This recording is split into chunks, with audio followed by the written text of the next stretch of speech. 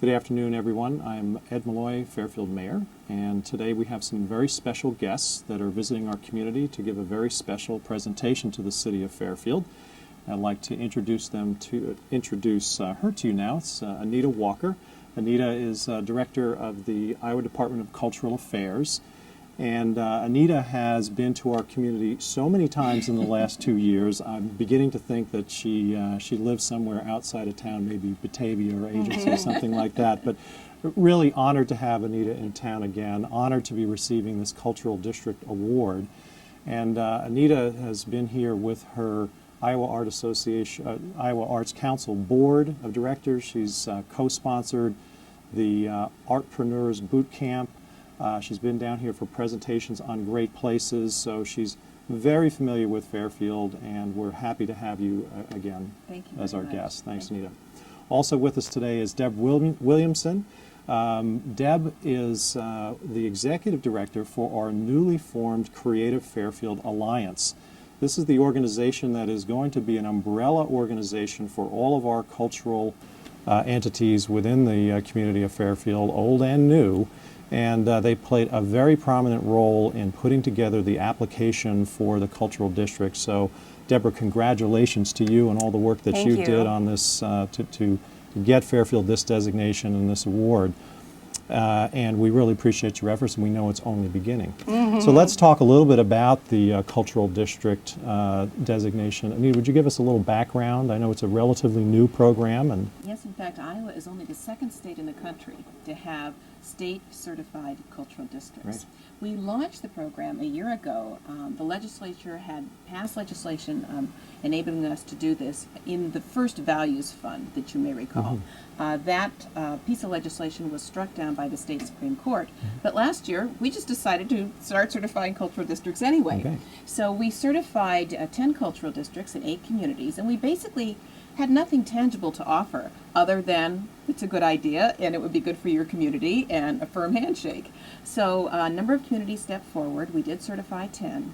But in this past legislative session, the legislature did reintroduce a cultural district legislation. And the wonderful news is we not only have this in code, but the legislature also stepped up to give some very powerful incentives for communities to create cultural districts. Right.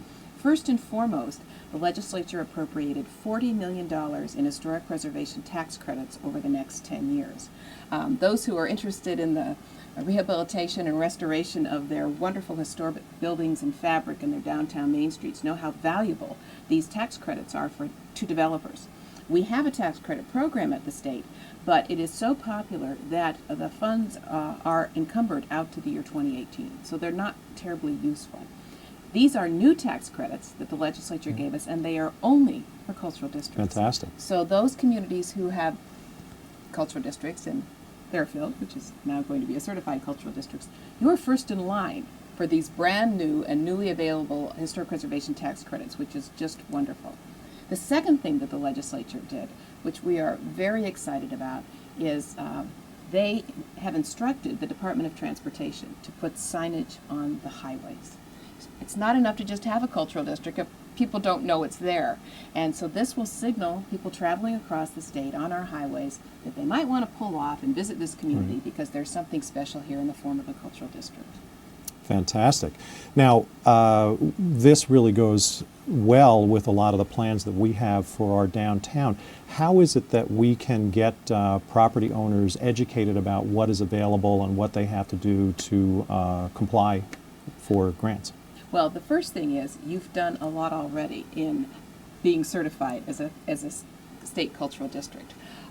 Communities are interested in doing that. Maybe I should just talk a little bit about what is a cultural district. Please to do. Start with. Yeah. A cultural district really is a compact, well-defined area that focuses on arts and entertainment and culture and heritage as its identity. The community, and as what we ask for through our program, needs to endorse this and support it. The City Council needs to pass a resolution saying, yes, we are going to commit ourselves to focusing on arts and entertainment and culture in this well-defined area. We look for mixed use, a combination of boutique shops and restaurants and housing opportunities, a place for cultural entrepreneurs, a place for artists and workspace and live space. And as you know, I've had an opportunity to come to Fairfield on more than one occasion and participate in the art walk. And, Right. and that's one of the reasons I thought Fairfield was such a natural to create a cultural district here. So it is one way to focus on that as the identity of this particular district. We know from experience across the country in communities that have designated cultural districts that it attracts business development, it attracts people, and it also helps keep people in your community. Property values go up within cultural districts, tax collections increase within cultural districts, and business development in terms of entrepreneurial type businesses increase within cultural districts. Also, the presence of a cultural district helps the development of other businesses outside the district in the community. You want to attract and keep talented, innovative people, and they want to live in a place that's thriving and lively and has a rich cultural identity around it, and that's one of the things cultural districts do.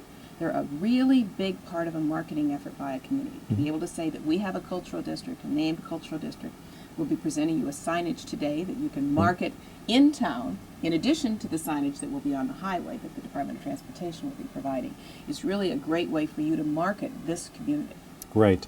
Yeah, we are excited about it. We were really thrilled to get this. We felt that we really had earned it in a way because we have been doing a lot of those kinds of activities to encourage that development in our downtown. The organizations that have come up very spontaneously, new organizations within the last 3 or 4 years, have been very inspiring and have really engaged themselves in a really significant way and changed the complexion of our downtown.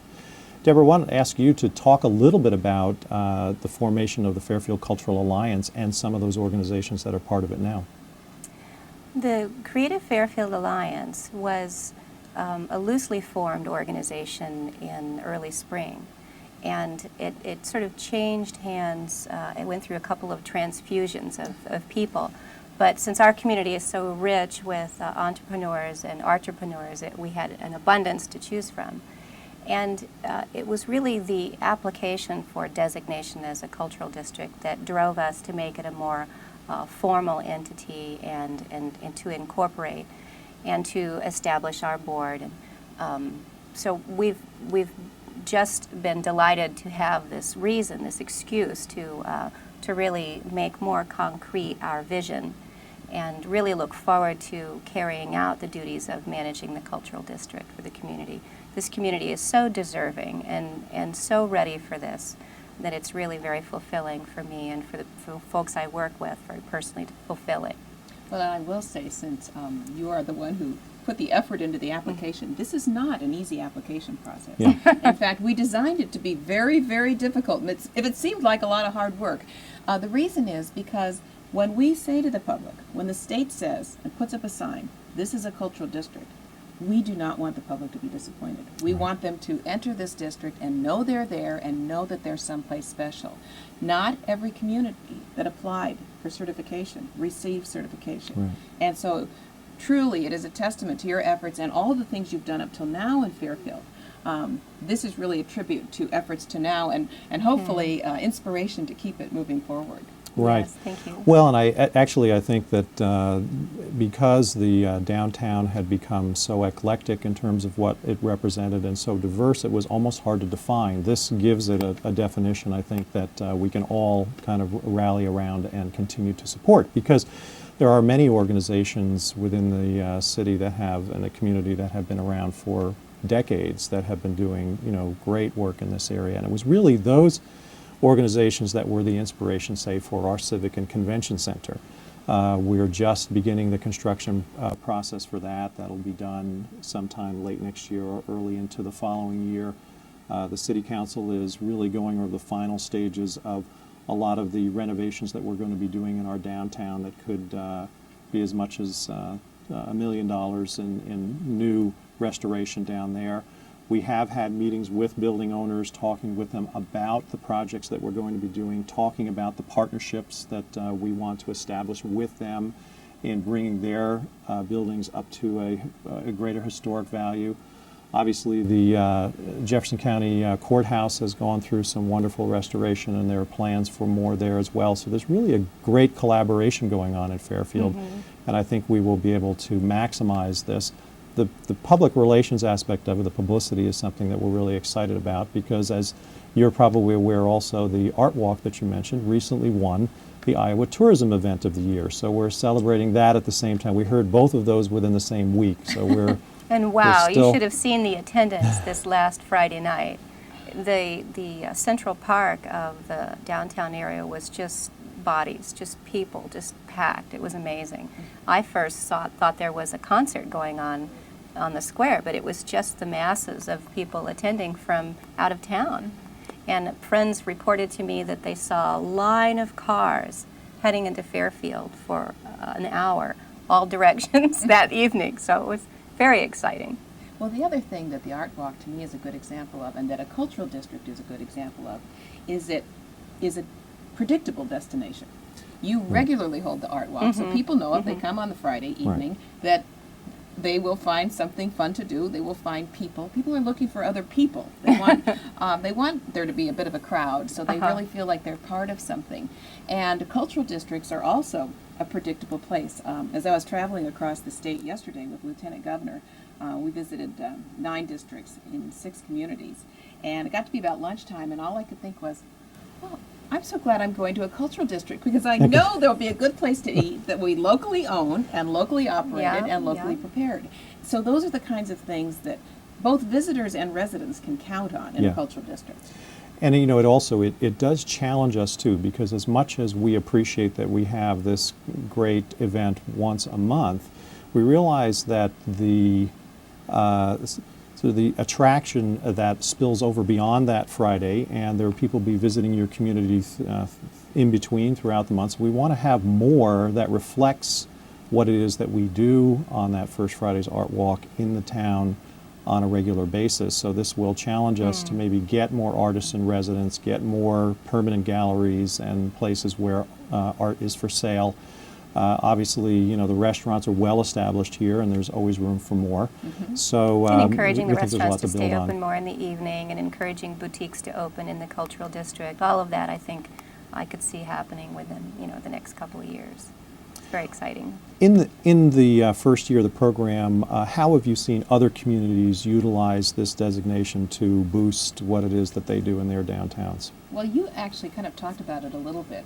First of all, it gave sort of a structure to something that was either organically happening, or a couple of people in the community were sort of pushing on their own. So because of the fact that the cultural district designation requires that somebody take on a leadership role in the community, that the city council pass a resolution endorsing it, gives community structure in a frame within which to work to help move their efforts forward. So that's one thing. Last year when we designated the districts, we really didn't have, as I mentioned, anything in hand. We didn't have any incentives.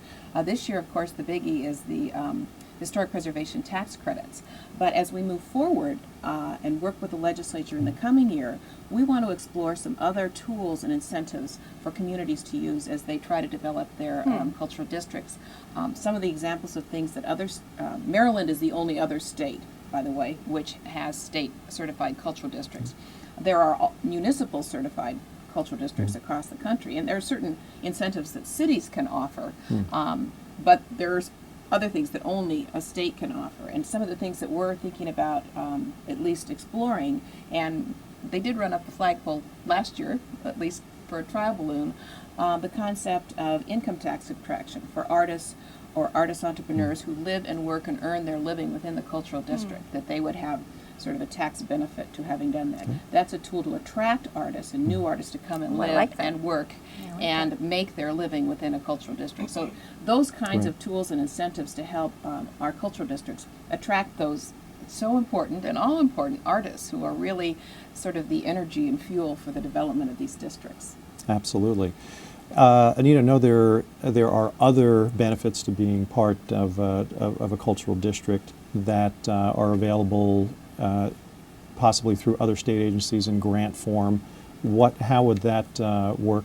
Well, at the within the moment, program? again, the only incentive that has been specifically identified only for cultural districts are the historic preservation tax credits, along with the fact that the DOT is going to be putting signage up on the highways, and I believe the Department of Tourism has been instructed to put the districts on the maps so that people know where you are. So that's the first thing. Yeah, because that was my next question, is how are we going to, on a large scale, have some sort of an identification for where the cultural districts are in Iowa? Will that be used in any special way in terms of a general Iowa tourism promotion? And that's exactly what we're looking for in Okay. partnering with the Division of Tourism over the Department of Economic Development, to get them on the state highway maps and to get a special section on our cultural districts in the visitor's guide that is produced by the Division of Tourism of the Department of Economic Development.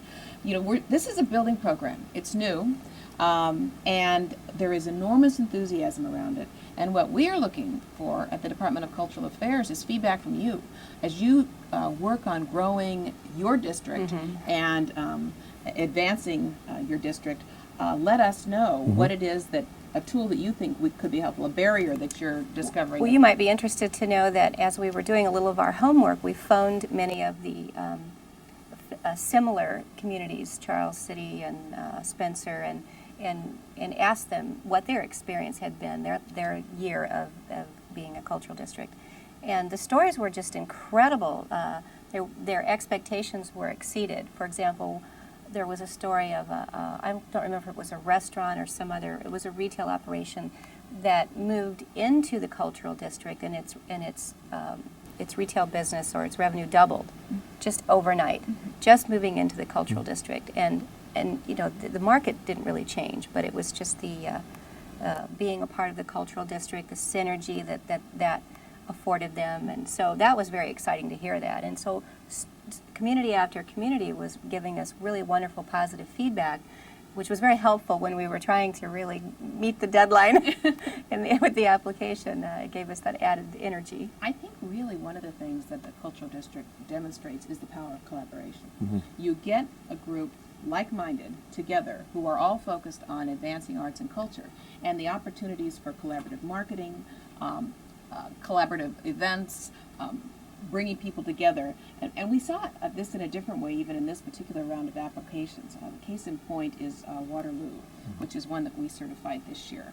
And this is a community that has felt torn for a long time. It's divided by a river, and it's also somewhat ethnically divided, with the African American community living in a distinct part of the area. And so they brought all of this together within a cultural district, linking together their new African American Museum, the Grout Museum, and the Waterloo Center for the Arts. And for the first time, they feel like a whole community, and the cultural district was able to do that. And I've heard that more than once on our tour this year about how communities felt like for the first time they were now able to work together, and the power of that collaboration is really going to give a lot more energy to the success of their district. Right. I might recommend, now that you're starting to gather more cultural districts as the program evolves and you're going into finishing your second year, going into your third, that maybe you have a competition annually to recognize the most progressive cultural district, or the one that has made most progress towards its goals. And maybe you would need to ask some of the communities, what is it now that they have this designation that they hope to accomplish in the next 5 years, and maybe have a friendly competition within the state to see what kind of progress is being made, so that we don't all sit on our laurels with our new designation. I think that's a great suggestion. Yeah. Plus, it would help us beginners perhaps learn from those who have gone before us and see how they've managed, and it gives us that statewide collaboration that's going to help all of us. Well, we've talked about bringing the districts together once a year. Right. So just to network and talk That'd to be each great. other and learn from your successes and steal some good ideas. Very good. We could meet here. Very good. Well, Anita and Deborah, thank you very much for your time today. You know, we're going to head over to a luncheon right now and receive our award, so we're anxious to do that. But I wanted to, again, Anita, thank you very much for your support of Fairfield and for being here with us today. Well, thank you. And thank all of our FPAC viewers for joining us today, and please stay tuned for our awards luncheon.